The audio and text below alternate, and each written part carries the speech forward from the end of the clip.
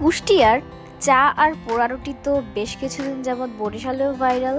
তো আমি ট্রাই করব করে একটা জায়গাও আমার খাওয়া হয়নি এখনো। আমি লাস্ট কিছুদিন আগে শুনলাম বরিশাল বেলস পার্কেও নাকি তরুণ চায়ের আড্ডা ঘর নামে একটা পোড়া রুটি, মালাই চা, দুধ চার স্টল হয়েছে। তো আজকে মূলত আমি বাসা থেকে বের হয়েছি বেলস পার্কের এই চাটা ট্রাই করার জন্য যে এখানের চাটা কেমন।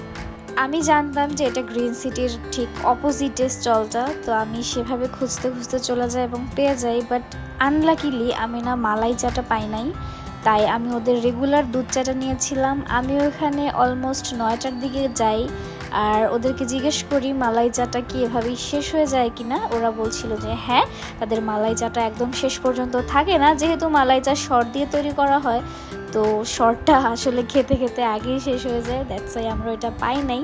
তারপর যখন গেলাম ভাবলাম রেগুলার দুধ চা দিয়েই ট্রাই করা যায়।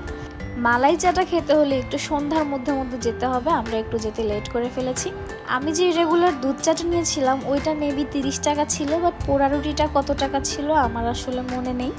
চাটা এভাবে সামনে দেওয়ার পরে আমার জাস্ট মাথা হ্যাং হয়ে গেছিলো, এত সুন্দর চায়ের কালার আর রুটির টেক্সচারটা দেখে যে কখন ট্রাই করব।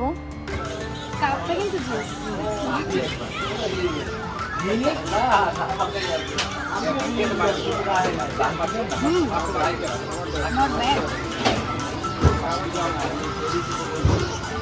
একটু বড়,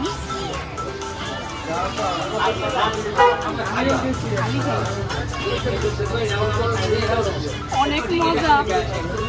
রুটিটা পোড়ার আগে তারা কনডেন্স মিল্ক ইউজ করে, দ্যাটস ওয়াই একটু মিষ্টির পরিমাণটা বেশি লাগে, otherwise it was very delicious.